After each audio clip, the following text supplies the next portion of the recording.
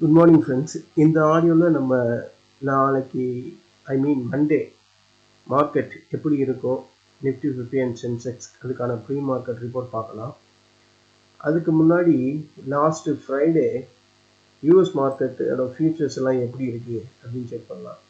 Tau Jones வந்து 493 point ப்ளஸில் முடிஞ்சிருக்கு. S&P 500 64, Nasdaq composite 195 point. So உங்களுக்கு இந்த வீடியோவில் பார்த்தாவே தெரியும்.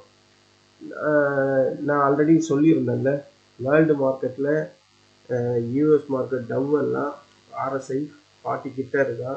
இந்த RSI 50 அவன் கிராஸ் பண்ணனா அங்கே கண்டிப்பாக ஒரு பவுன்ஸ் வரணும் அப்படின்னு நான் லாஸ்ட்டு வெள்ளிக்கிழமை தான் சொல்லியிருந்தேன். நீங்கள் போய் வேர்ல்டு மார்க்கெட்டை போய் பார்த்தீங்கன்னா அதில் பார்த்தீங்கன்னா டவ் ஜோன்ஸ் பாருங்கள், அந்த பவுன்ஸ் வந்திருக்கு. நான் அதை தான் சொன்னேன், ஒரு பவுன்ஸ் கண்டிப்பாக வரணும். ஆனால் அவங்க நல்லா போனாங்க. 47,581 போயிட்டு அங்கேருந்து ஒரு 300 பாயிண்ட் இறங்கி முடிஞ்சிருக்கு. இல்லைன்னா ஃபர்ஸ்ட் கிளாஸ் ஏற்றம். அதே மாதிரி நாஸ்டாக் கம்போசிட் கூட இந்த ஸ்பின்னிங் டாப் வந்தாங்க, அது மேலே போக போகுது அப்படின்றது தான் அதோட behaviour. Most of the time அப்படி தான் இருக்கும். மண்டே தான் தெரியும். அதே மாதிரி கோல்டு பார்த்தோம், கோல்டு இறங்கி தான் முடிஞ்சிருக்கு. வேர்ல்டு மார்க்கெட்டு நமக்கு ஃபர்ஸ்ட் கிளாஸாக முடிஞ்சிருக்கு. நம்ம கிஃப்ட் நிஃப்டி கூட ஒரு எவ்வளோ பாயிண்ட்லேயே முடிஞ்சு ஒரு 107 பாயிண்ட்டு கிஃப்ட் நிஃப்டி முடிஞ்சிருக்கு. எஸ்ஜிடியும் கிஃப்ட் நிஃப்டியும் மேக்ஸிமம் ஒரே லெவல் தான் இருக்கும். இதில் 107 பாயிண்ட் தான், கிஃப்ட் நிஃப்டி 107 பாயிண்ட் தான் இருக்கும்.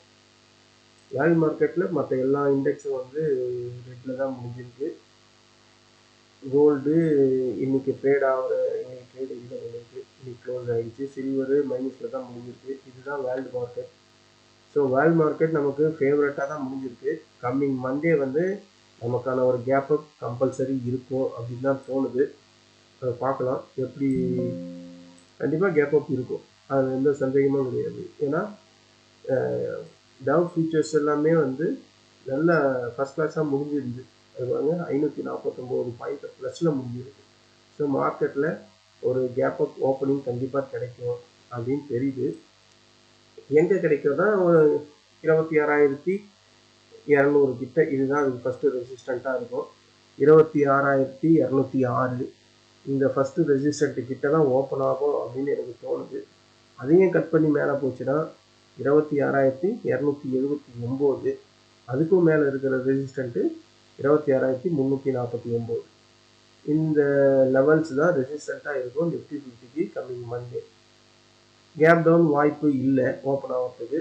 மேபி ஒருவேளை இந்த 26,206 தொட்டுட்டு அகைன் 26,063 வரலாம். அது ஸ்டார்டிங்லேயே அந்த 915 கேண்டில் மேலே வரையும் போயிட்டு கீழே வரலாம் அப்படின்னு தான் நான் எதிர்பார்க்குறேன். ஏன்னா எஃப்ஐஎஸ் லாஸ்ட் ஃப்ரைடே வந்து செல்லிங்கில் தான் இருக்கிறாங்க. அவங்க 2 நாள் பையிங் வராங்க, அடுத்த நாள் அதுக்கு எவ்வளோ பையிங் வந்தாங்களோ அதை அப்படியே செல் பண்ணிடுறாங்க. ஒருவேளை மார்க்கெட்டு யூஎஸ் மார்க்கெட்லாம் மண்டே மார்னிங் காலையில் ஒரு 4 மணிக்கெல்லாம் ஓப்பன் ஆகும்போது ஒரு பியர் ட்ரெண்டாக இருந்தால் ஒரு கேப் டவுன் கிடைக்கும். அந்த கேப் டவுன் கிடைச்சா இதுதான் ஃபஸ்ட்டு ரெசிஸ்டன்ட்டு, அந்த 26,597. அதுக்கப்புறம் இருக்கிறது 25,923. அதுக்கப்புறம் இருக்கிறது 25,857. எனக்கு தெரிஞ்சு இந்த லெவல்ஸ்லாம் வர்றதுக்கு வாய்ப்புகள் ரொம்ப கம்மி தான். பட் இருந்தாலும் நான் போட்டு வச்சிருக்கேன் சப்போர்ட்டு.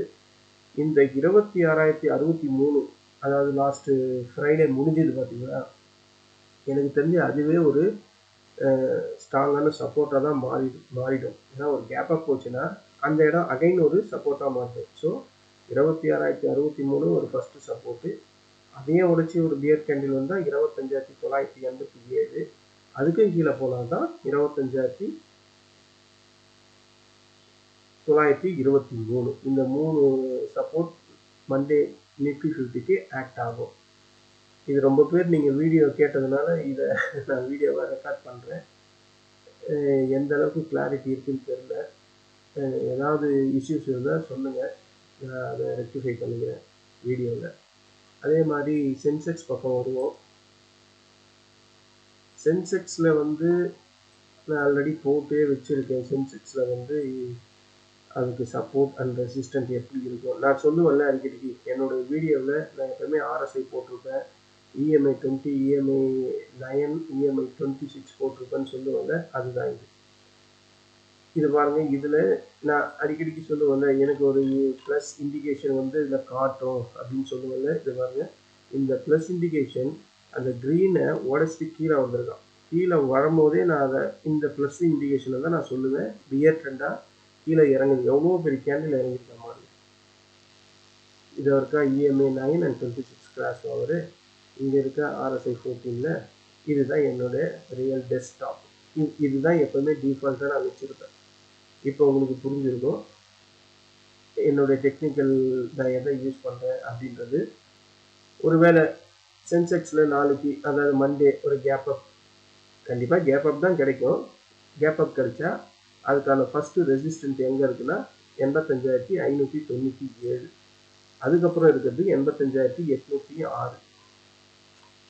இந்த லெவல்ஸு நிஃப்டி சென்செக்ஸுக்கு இருக்கும்.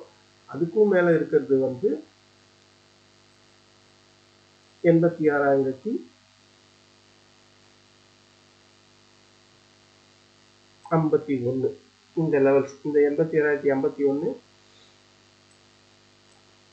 First resistant 85,596. அதுக்கப்புறம் இருக்கிறது 85,806. அதுக்கப்புறம் 86,051. ஒருவேளை ஒரு கேப் டவுனில் ஓப்பன் ஆகுது அப்படின்னா அதுக்கான ஃபஸ்ட்டு சப்போர்ட்டு இதுதான் ஃபஸ்ட்டு சப்போர்ட். இது 85,215. அதுக்கப்புறம் இருக்கிறது வந்து இந்த சப்போர்ட் தான். அதுக்கப்புறம் இருக்கிறது 84,931. அதுக்கப்புறம் இருக்கிறது 84,537. இது பாருங்க, அந்த EMA 926 கிராஷ் ஓவர் நான் சொல்லுவேன்ல அடிக்கடிக்கு. இங்கே பாருங்க, அந்த ப்ளஸ்ஸு அந்த க்ரீனை கட் பண்ணி கிராஷ் ஓவர் நடந்திருக்கா கிரிட்டு, அந்த இடத்துல ப்ளஸ் கிரியேட் ஆகிருக்கா பாருங்கள். பியரிஷ் கேண்டில் எவ்வளோ பெருசு. ஸோ இந்த இடம் தான் நான் பையர்ஸ் ஆப்ஷன் பையர் யூஸ் பண்ணணும் அப்படின்னு சொல்லுவேன். நான் இன்னைக்கு காலையில் ஒரு வீடியோ போட்டேன், அதில் இந்த EMA 20 அண்ட் EMA 50 பற்றி சொல்லியிருப்பேன். இந்த EMA 9 and 26 பற்றி நான் சொல்லியிருப்பேன். பாருங்கள், இதுதான் கண்கூடான உதாரணம். அடிக்கடிக்கு கேட்பீங்கல்ல என்ன டெக்னிக்கல் யூஸ் பண்ணணும் சார் அப்படின்னு. என் டெஸ்க்டாப்பில் இது 2 தான் இருக்குது. உங்களுக்கு பார்த்தாவே இப்போ புரிஞ்சிருக்கும். ஓகேங்களா? இதை நீங்கள் ஆப்ஷன் பையர்னால் இந்த இண்டிகேட்டர்ஸ், இது லேகிங் இண்டிகேட்டர்ஸ் தான் சொல்லுவாங்க, பட் பர்ஃபெக்டாக வந்து கொடுக்குது. ஒவ்வொரு பையிங் சிக்னலையும் செல் சிக்னலையும் நம்ம அதுக்கு ஏற்ற மாதிரி நம்ம யூஸ் பண்ணிக்கணும். அதே நேரத்தில் ஒவ்வொரு வாட்டியும் போயிட்டு இந்த ஆப்ஷன் செயினில் LTPOE அதாவது இந்த OI நான் சொல்லுவேன்ல அடிக்கடிக்கு அதை செக் பண்ணணும்ட்டு. சில பேர் கேட்குறாங்க எப்படி சார் சப்போர்ட் அண்ட் ரெசிஸ்டன்ட் பார்க்குறீங்கன்னா, இங்கே OI காட்டுது பார்த்தீங்களா, கால் சைட்லையும் புட் சைட்லையும். புட் சைடில் வர்றது வந்து நமக்கு சப்போர்ட்டு, கால் சைடில் வர்றது ரெசிஸ்டன்ட். இதில் OIயில் எங்கே பில்டப் ஆகுது அதிகப்படியாக? இப்போ 26,000 அப்படின்னா 26,000த்தில் சப்போர்ட் எவ்வளோ இருக்குது? 1 கோடிக்கு மேலே இருக்குது.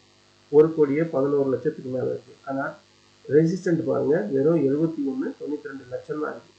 ஸோ இதை பேஸ் பண்ணி தான் ரெசிஸ்டன்ட் சப்போர்ட்டை நம்ம ஃபிக்ஸ் பண்ணிக்கணும். இது இப்போ வந்து மார்க்கெட் நடக்கலை, அதனால இது டிஃபால்ட்டாக இருக்கிற வேல்யூவை காட்டுது. மார்க்கெட் நடக்கும்போது இந்த 2 பக்கம் இருக்கிற ஓய், காலில் இருக்கிற ஓயும் புட்டில் இருக்கிற ஓயும் மாறிக்கிட்டே இருக்கும். அப்படி மாறிக்கிட்டே இருக்கும்போது ஏன்னா மார்க்கெட் ரன் ஆகுதுல்ல, டிமாண்ட் அண்ட் சப்ளைக்கு ஏற்ற மாதிரி அந்த வேல்யூ வந்து மாறிக்கிட்டே இருக்கும். அப்படி மாறிக்கிட்டே இருக்கும்போது பார்த்தா எந்த இடத்துல ஒரு ஸ்ட்ராங்கான ரெசிஸ்டன்ட் க்ரோ ஆகுதுன்றது நமக்கு இங்கேயே தெரிஞ்சிடும்.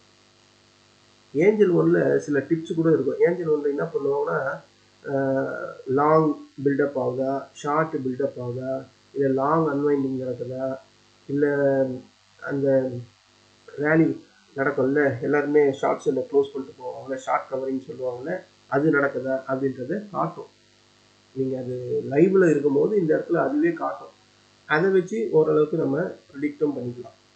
ஸோ இதுதான் இந்த சப்போர்ட்டோட லெவல்ஸ், இது ரெசிஸ்டண்ட்டோட லெவல்ஸ். இதை வச்சு நம்ம மார்க்கெட்டு எந்த லெவல் வரையும் போயிட்டு அதுக்கு மேலே போகும் போகாதுன்றதை நம்ம தெளிவாக இந்த ஓஎஸ்சியை வச்சு கண்டுபிடிக்கலாம். அப்படி அதையும் முடியலன்னா இந்த இண்டிகேட்டர்ஸ் நான் அடிக்கடிக்கு சொன்னது இந்த 50 இந்த அபோவ் இந்த 60ன்னு சொல்லுவாங்கல்ல, இந்த 60க்கு மேலே மார்க்கெட் ஒரு புல்லிஷ் இருந்தால் கண்டிப்பாக மேலே தான் போகும். இங்கே பாருங்க, இது வந்து 60 58 மேலே இருக்குது. எது வரையும் போயிருக்கான் பாருங்க, 85 வரையும் போயிருக்கான். நான் வச்சிருக்கிறது 50 மினிட்ஸ் கேண்டில் வச்சிருக்கேன். இப்போ உங்களுக்கு எல்லாமே தெளிவாக விளக்கத்தோட புரியுதா? 50 மினிட்ஸ் கேண்டில் தான் நான் டிஃபால்ட்டாக வைப்பேன். இந்த RSI 14 எப்பவுமே இருக்கும். இந்த EMI கிராஷ் ஓவர் நான் எப்பவுமே ஃபிக்ஸ் பண்ணி வச்சிருப்பேன். வால்யூம் மட்டும் லைவ் ட்ரேட் வரும்போது வால்யூம் ஃபிக்ஸ் பண்ணி வச்சுப்பேன். ஏன்னா எப்படி அது ஜென்ரேட் வால்யூம் எப்படி இன்க்ரீஸ் ஆகுதுன்றதுக்காக நான் அந்த வால்யூமை அதில் இன்க்ரீஸ் பண்ணி வச்சுருப்பேன். இதுதான் ஃப்ரெண்ட்ஸ் என்னோட செட்டப். இந்த லெவல்ஸை வச்சு தான் நான் என் ஃப்ரெண்ட்ஸ்களுக்கும் கொடுக்குறேன். நானும் அப்பப்போ எடுக்கிறேன். ஒரு நாளைக்கு 2-3 ட்ரேட் எடுப்பேன். அதிலே ப்ராஃபிட்டபுளாக வந்தால் அதோட க்ளோஸ் பண்ணுறது. இந்த செட்டப் தான் என்னுடைய செட்டப். உங்களுக்கு இப்போ பார்த்தா புரிஞ்சிருக்கும். இதுதான் நிஃப்டி 50 அண்ட் சென்செக்ஸ் அதுக்கான மண்டேக்கான ப்ரீ மார்க்கெட் ரிப்போர்ட்டு. இந்த லெவல்ஸ் எல்லாம் வரும்போது நம்ம கண்டிப்பாக ஒரு ரெசிஸ்டன்ஸ் கட் பண்ணி இறங்குற மாதிரி இருந்தால் அந்த இடத்துல புட் சைடில் போயிடணும். ஒரு சப்போர்ட் எடுத்து மேலே போகிற மாதிரி இருந்தால் ஒரு கால் ஆப்ஷனை பை பண்ணிக்கணும். இவ்வளோ தான் இந்த ஆப்ஷன் பையிங்கில் இருக்கிறது. ஆனால் ஈஸியாக சொல்லிட்டேன். அதில் ப்ராஃபிட் பண்ணுறது தான் மிகப்பெரிய டஃப்பான செயல். ரொம்ப கேர்ஃபுல்லாக வாட்ச் பண்ணி பொறுமையாக இருந்து தான் அச்சீவ் பண்ண முடியும். ஸோ இந்த லெவல்ஸ் எல்லாம் நீங்கள் பார்க்காதீங்க. இதெல்லாம் நான் ஆல்ரெடி பழைய இது. இந்த மூணு லெவல்ஸ் மட்டும்தான் நமக்கு மண்டேக்கான நிஃப்டி 50க்கான ரெசிஸ்டன்ட்டு அந்த சப்போர்ட்டு. சென்செக்ஸில் சென்செக்ஸோடது நிஃப்டி 50 வந்து பார்த்தீங்கன்னா இந்த 3 தான் கம்மிங் மண்டேக்கான ரெசிஸ்டன்ட்டு, இந்த சப்போர்ட். இதை நோட் பண்ணிங்க. நீங்கள் ஆப்ஷன் பையராக இருந்தால் இது கண்டிப்பாக உங்களுக்கு யூஸ்ஃபுல்லாக இருக்கும். இந்த லெவல்ஸ் எல்லாம் வரும்போது கண்டிப்பாக நீங்கள் ஒரு இந்த மணியை தான் ஃபோக்கஸ் பண்ணணும். என்னுடைய ஏமே வந்து இந்த மணி தான். நான் இந்த மணியில் எப்படி ப்ராஃபிட் ஜென்ரேட் ஆகுது, அந்த மணியில் எப்படி ப்ராஃபிட் ஜென்ரேட் ஆகுது, அவுட் ஆஃப் த மணியில் எப்படி ப்ராஃபிட் ஜென்ரேட் ஆகுதுலாம் சொல்லியிருக்கேன். அப்போது நமக்கு ப்ராஃபிட் வேகமாக வேணும்.